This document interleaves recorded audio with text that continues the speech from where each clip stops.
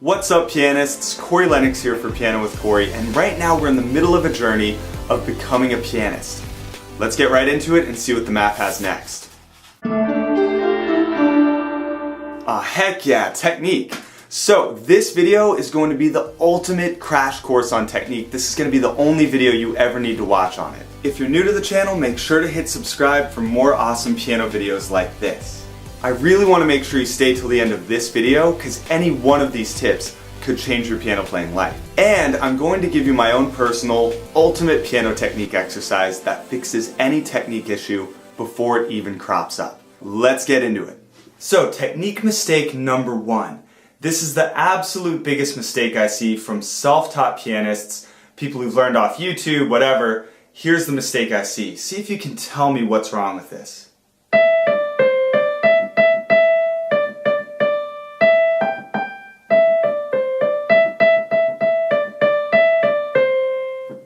Okay, so all the notes were good, but you noticed as I played this, instead of going to the finger I already had on G, I switched to my 4th finger, and that's the problem, is not using your pinky. So I know it's a weak finger, I know it's uncomfortable, but you've got to make sure to use it or else it's never going to get stronger. And same goes for 4. I've had pianists who are playing intricate piano stuff, but they're only using the T-Rex fingers like this, and they're only using 3/5 of the total potential that they have. So don't make that mistake. Use all 5 fingers so that they can get strong and you can even out your technique with that. Now the other biggest thing I see go wrong is when people do start using their pinky and ring finger, here's what happens. What happened is the entire rest of my hand popped up to help my pinky get the key down, right? Well, obviously, we don't want to let that happen because then we completely lose our positioning of our hand, right? And it's just bad for our pinky because it doesn't let it do its own work. So whenever you're playing, here's the rule. All you have to do is get one thing right, and all technique revolves around that. There's only one thing you have to do, and that is keep your hand as normal as possible. I've tried a lot of different things over the years. I've tried saying, keep a bubble, keeping your hand curved, playing with the part of your finger that would press a doorbell. The books try all these different ways. But the way I found that works best with my students is just saying, keep your hand normal. This is flat, this is like weird, and this doesn't help. Just keep your hand. If you just put it at the piano, and yeah, I do have a slight curve, but you just sort of keep it normal, even when you're playing your pinky. Right? So when I play this,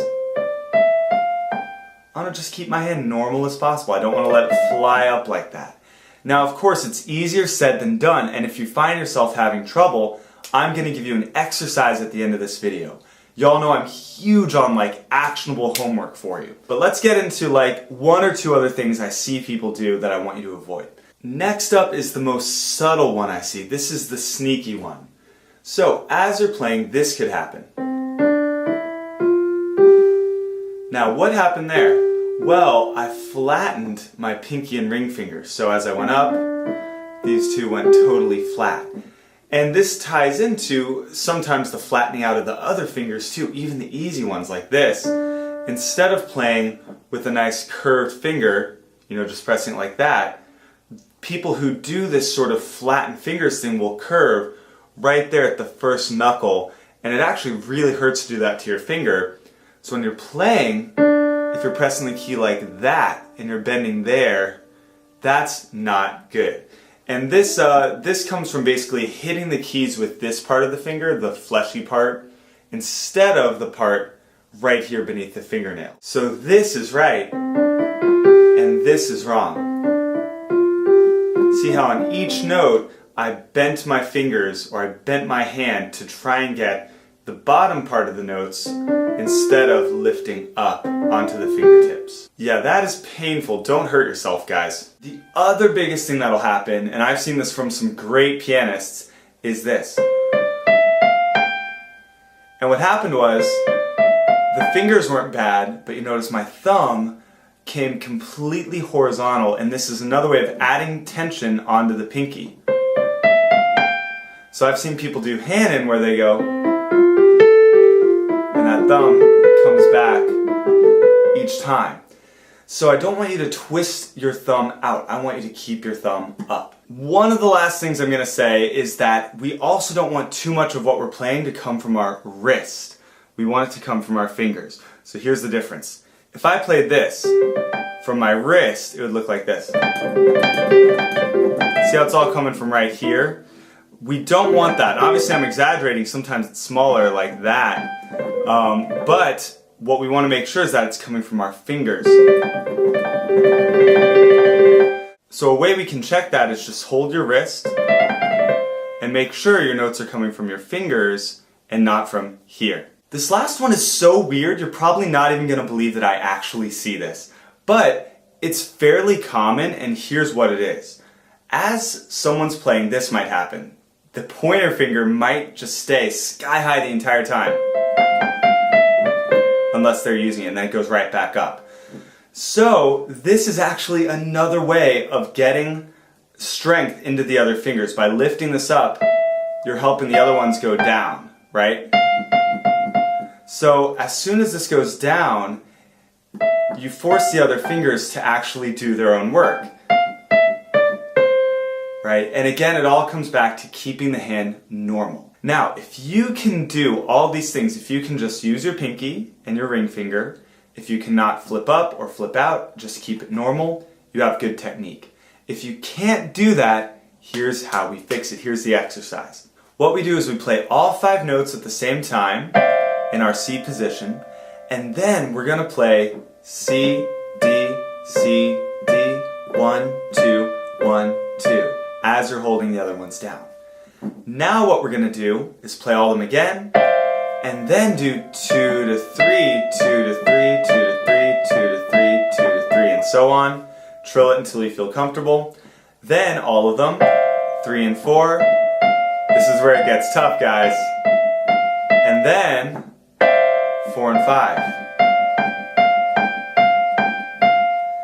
And the reason I like my holding down note switching exercise is because a lot of other exercises are very single note based. So something like Hannon, which is super famous.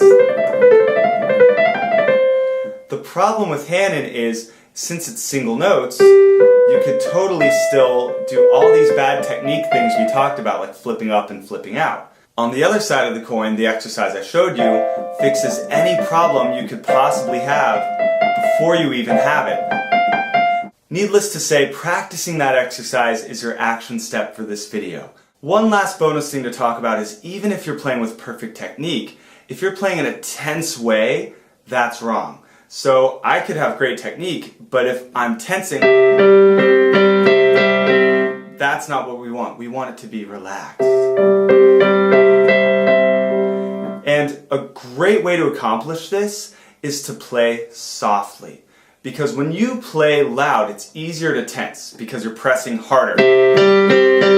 So I see with a lot of my students, some of us tend to play loud, some tend to play soft, but with the students who tend to play loud, they have a lot more tension, and things over time start getting harder than they have to be. So I might have a student play something like, really tense, because it's fast and you have to tense up and it's difficult, and so I say, hey, you know what? Try it soft. Pretend it's the easiest thing you've ever done. And they might say, okay, oh, that was so much easier. And I'm like, yes, good. So tension in general is bad. Try to avoid it. So to recap, make sure that you, number 1, use your ring finger and pinky. Make sure that your hand isn't flipping up or flipping out. Make sure that no weird finger is, coming up more than it should as you play. And above all, just keep your hand normal with a little bit of a curve in it.